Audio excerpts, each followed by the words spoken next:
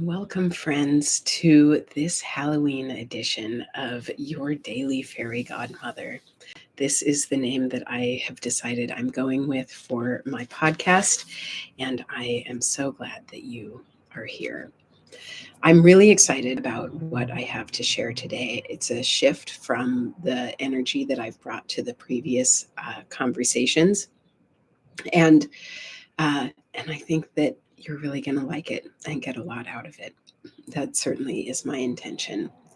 So, welcome. My name is Rosa. I am your fairy godmother, and I am intending to bring you with each of these conversations, each of these episodes, some personal reflections that I hope will offer you spaciousness and freedom in your own navigating of your life and your journey into becoming a star, becoming the star of your own life. A journey that I have been taking for myself in the last few years, and that is so rewarding, and one that I want all of us to be on, especially those of us who have been trained by the world, by our socialization, to put the people and projects in our lives before ourselves. Ultimately, my intention here is to help you connect with your personal power so that you can take the most empowered action in your life to create the life of your dreams, but also to be contributing to the world of our collective dreams, something that we all so desperately need in this moment. So, if you want to be the star of your own life, but you find yourself always prioritizing other people, other projects, your job, your kids, your partner, your external commitments, whatever they might be, the first thing that I want to say is, mm, that is so, so relatable. I have absolutely been there, and although I would say I'm well along the journey, it's not like this is a journey, at least for me, that I expect to ever have a full completion. But it is a worthy journey, and it's one where you can make strides to come home to yourself. And the first thing I want you to know just is that it is it is not your fault if this is something that you struggle with. It's easy to feel bad about it. Um, it's easy to sort of, this is one of those paradoxes actually. On the one hand, feel bad about it because you hear all the time, oh, you need to put on your own oxygen mask first or fill your own cup before you are ready to be in service to others. And uh, at the same time, there is a real draw and satisfaction and a sense of, if people in our lives, especially our kids, our jobs, people who are relying on us, need something from us, it can feel really terrible not to show up for them, especially in the ways that they have come to expect and that we have come to expect for ourselves. So, if you feel bad about this, or when you feel bad about this, I just want you to know that it is so normal that you are experiencing this. Both the self judgment about it because of all of these high pressure messages. I think it's really easy, certainly is really easy for me to feel like there's no winning in this world where our attention is drawn in so many different directions, where our commitments draw us in so many different directions. And the other thing I want you to know is that you are not alone. Um, and the last thing is that in addition to not being alone, it is it is so understandable that you feel this way, especially for those of us, but not exclusively, for those of us who were assigned female at birth, who were socialized as female. So much of our sense of place and belonging and safety in relationships and the world is how we make ourselves useful to the people, relationships, jobs, etc. around us. And so, of course, that is a pattern where it's really easy, always easy, to turn in that direction, often abandoning ourselves at the same time.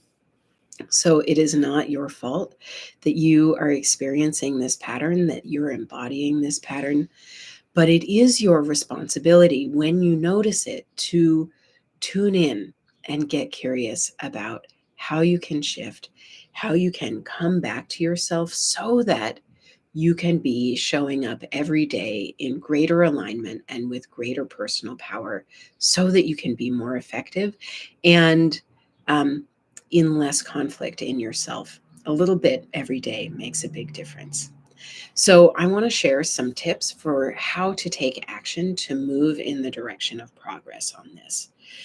The first thing is when you notice that you are behaving in the pattern of self abandonment, just give yourself grace and love.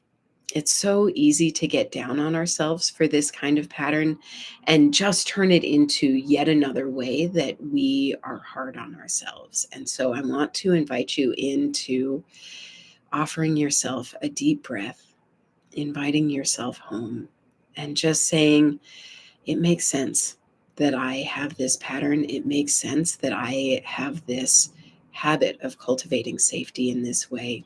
And I love myself. Or if it's hard to say that you love yourself, you can try, I am open to loving myself, even though I do this thing that I want to change. And then my invitation to you is to find one thing that you can do every day to give yourself care and attention. And you can either decide there's one thing that I want to do the same thing every day, or you can make a list of things that help you feel cared for and loved. Write it down, put it in a place that you can refer to it, and just pick something off the list each day. I'm going to offer you some ideas of what this might be. My go-to, the one that really is the foundation of me changing my life, is meditation. And so you will hear me recommend that in so many times, places, and ways. But even taking a minute, 2 minutes, 3 minutes to come home to yourself, bring your attention to yourself, and just find out what is going on for you when you bring your attention home is incredibly, incredibly powerful. One thing I want to say about meditation is that people sometimes think that, oh, I can't meditate because I can't clear my mind. And the actual practice of meditation is not to empty your mind. I've been meditating for going on 9 years now, and I very rarely reach the state of sort of an empty, spacious mind. The mind is busy. I think of it as a puppy. You'll hear Buddhists talk about it as monkey mind. That's what minds do. The real practice of meditation is to set the intention to have your attention somewhere in your body, on your breath, in your hands, in the contact between your body and the earth, in the seat, whatever. And when you notice that your attention has wandered, which it will almost inevitably do, bring it back to what you are focusing on. You might need to do it 50 times in a minute. You might need to do it even more times than that. Or you might find that your attention wanders and you only come back when the bell rings. That's okay. It's a practice.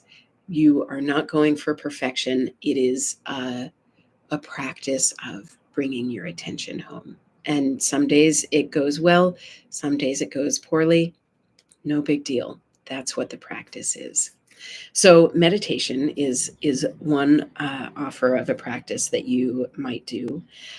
Something that might be even more inviting to you is just taking a minute to put on a favorite lotion, a face lotion, a hand lotion, maybe something that feels wonderful or smells wonderful, and just give yourself 1 minute of this caring attention and coming home. Or another example would be bringing your care and attention to another simple act of self care, like drinking a glass of water or taking a deep breath. So it doesn't have to be a big deal. It doesn't have to be a big lift. You could put these on your list if you're going to make a list to refer back to at other times. Um, and I want to invite you into either while you're doing this thing or right after you have done it, saying out loud to yourself, because speech is more of an act than thinking, to say something to the effect of, I take care of myself because I am worthy of care, or I give myself my attention because I am worthy of attention. And just give your mind the message, give your whole system really the message that you are worthy of care, that you are doing this thing for yourself because you are worthy of it, you are valuable of it. If that statement feels triggering or too strong, or you feel a sense of rejection to it, I'll offer the, I give myself this attention, or I take care of myself because I am open to seeing myself as worthy of care. So know that you are on your journey. Some days it's easy to receive this care, some days it's very challenging, and that it's all okay. Where you are right now is okay. Where you want to go is okay. And the fact that there is a gap between here and there is also okay. Ultimately, I hope that you engage in this journey, because what I want for you and for all of us is to at least be open to the idea that you are perfect and worthy, inherently worthy, exactly as you are in every moment. And engaging in these practices can open you to having a sense of that worthiness, and also to having an openness and receptivity to serendipity, to opportunity, to the possibility that you are a creative, powerful person who can make a life where you are the star of it, and that you and everyone in your life deserves to experience you in your most free and powerful and fully expressed form. I love you, friends. Thank you so much for joining today. I hope that it was helpful for you. I would love to hear from you if you try these practices. Let me know, what's the practice you tried? How'd it go? What did it bring up for you? Know that this is part of the journey and we are all in it together. I love you, friends.